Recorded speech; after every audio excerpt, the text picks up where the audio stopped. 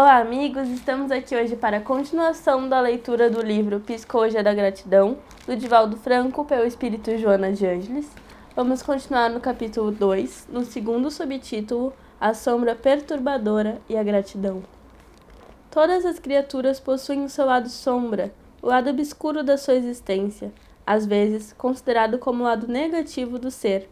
Essa sombra, que quase sempre responde por muitas aflições que se esculpem no ego, atormentando o self, é conforme o Dr. Friedrich Dorsch, resultado de traços psíquicos do homem e da mulher, em parte reprimidos, em partes não vividos, que por razões sociais, educativas ou outras, foram excluídos da convivência e por isso foram reprimidos. A sombra é portadora de valores e requisitos que podem ser utilizados de maneira produtiva ou perturbadora, podendo mesmo expressar-se de três formas, como sejam a de natureza pessoal, cujos significados que foram reprimidos pertencem ao próprio indivíduo; b. a de natureza coletiva, que representa os mesmos significados reprimidos em cada sociedade; e c. a de natureza arquétipica, que há um caráter ancestral de destrutividade do ser humano que não dispõe de possibilidade de diluição. Jung considerava que se torna necessário adquirir a consciência desses conteúdos reprimidos, porque somente assim será possível alcançar a individuação. Após essa tentativa inicial, deve-se trabalhar pela integração no self, o que equivale a dizer esforçar-se pelo amadurecimento psicológico, que, mascarando a responsabilidade pessoal e aceitando-a de forma consciente, compreendendo de todas as manifestações sombrias já experienciadas. Todo indivíduo é possuidor de aspirações que nem sempre consegue concretizar ou vivenciar, recalcando-as com mágoa e não conseguindo diluí-las conscientemente pela superação. Somando a esse conflito não exteriorizado, conduz a herança ancestral da cultura em que se movimenta, assim como a presença arquétipica de autodestruição como fenômeno de fuga da realidade.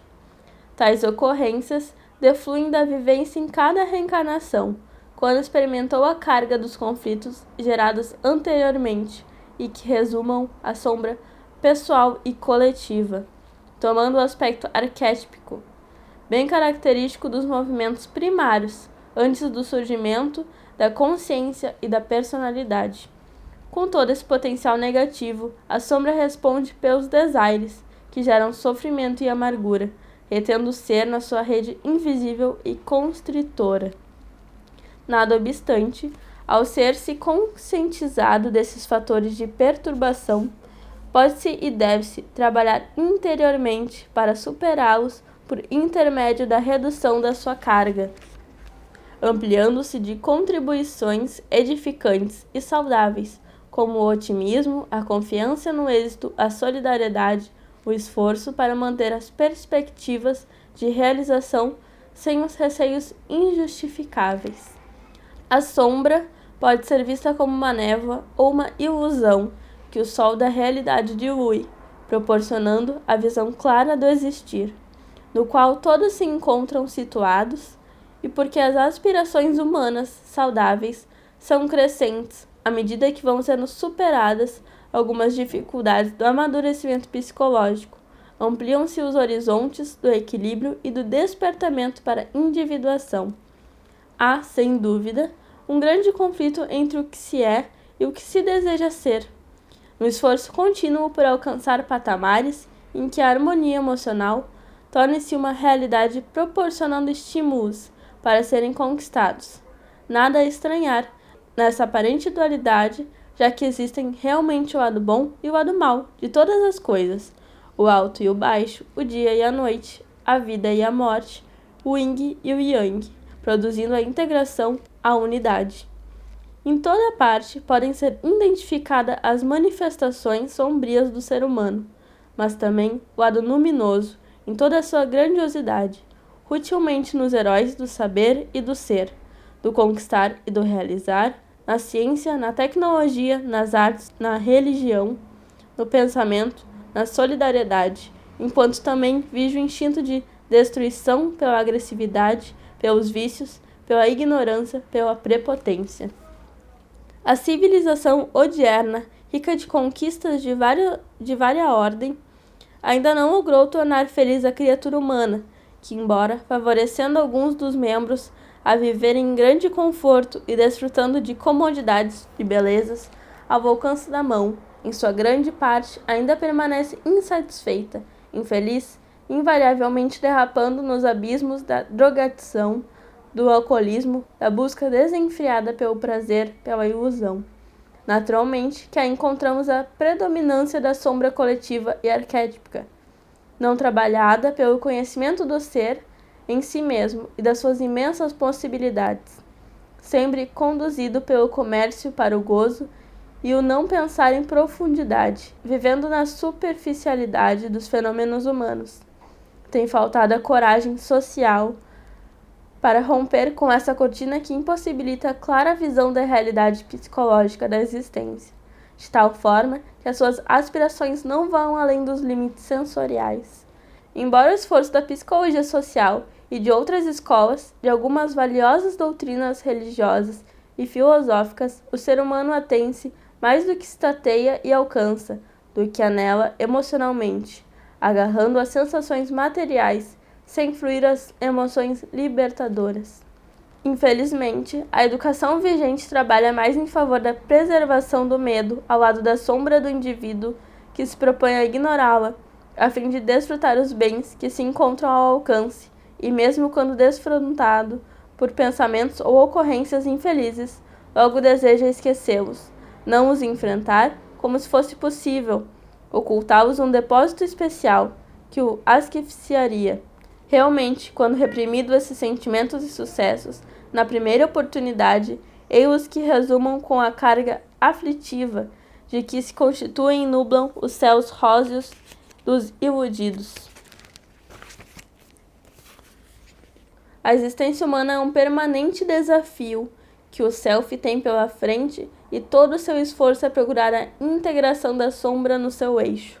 Cabe a todos os indivíduos o dever de diluir a treva, que se lhe encontra, incita, com naturalidade igual a que defronta a luz, considerar a dor e a frustração como fenômenos normais, que podem corresponder ao bem-estar e à sabedoria, logo sejam convertidos pela racionalização e pelo trabalho psicológico.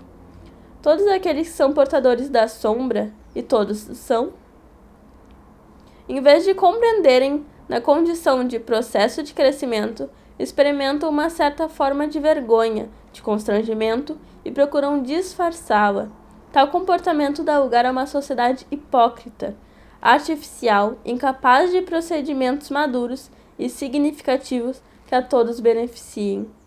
O ser mais hábil do disfarce é sempre o mais homenageado e querido, produzindo-lhe maior soma de sombra e de conflito, porque se vê obrigado a continuar a permanecer aquilo que realmente não é. Torna-se necessária a coragem para o autoenfrentamento, saindo da obscuridade na direção da claridade existencial. A herança arquétipica já nos fala, na linguagem do Gênesis, que Deus fez primeiro a luz, deixando significar a sua presença em plena escuridão, momentaneamente obstaculizada pela sombra. Em cada passo, a cada conquista diluidora do lado treva, vai se conseguindo superar o medo do enfrentamento, o que exige a consciência da sombra, que deve ser aceita sem reservas nem ressentimentos, oferecendo a cada lutador o seu poder de transformação e da sua tenacidade em alcançar a felicidade e plenitude. Assim vista, por conseguinte, a sombra transformar-se em árvore dadivosa, porque o medo, desgosto, do que se é torna-se superado pelo amor do que se deseja ser. A batalha travada com a sombra, portanto, é contínua e se faz presente em todos os instantes da existência. Quando se ama, se respeita e se atende aos compromissos, a sombra perde, mas quando se reage, mantendo-se ressentimento, ódio, ciúme, sentimento de amargura e de cólera, assim como os outros mesmo do gênero, a sombra triunfa. O amor que edifica a vitória sobre a sombra, enquanto o tormento afetivo que trai a glória da sombra. Quando é Quando se é reconhecido a vida, se agradece e se trabalha pelo progresso. A sombra é vencida, no entanto, quando se é desagradecido e soberbo, triunfa a sombra. Desse modo, a sombra densa das paixões inferiores é o maior obstáculo psicológico à vivência da proposta da gratidão, responsável pela integração das duas partes do ser na sua realização unívoca. Esse foi o final do nosso segundo subtítulo. Espero que tenham gostado. Se inscrevam no canal, deixem seu like e muito obrigada!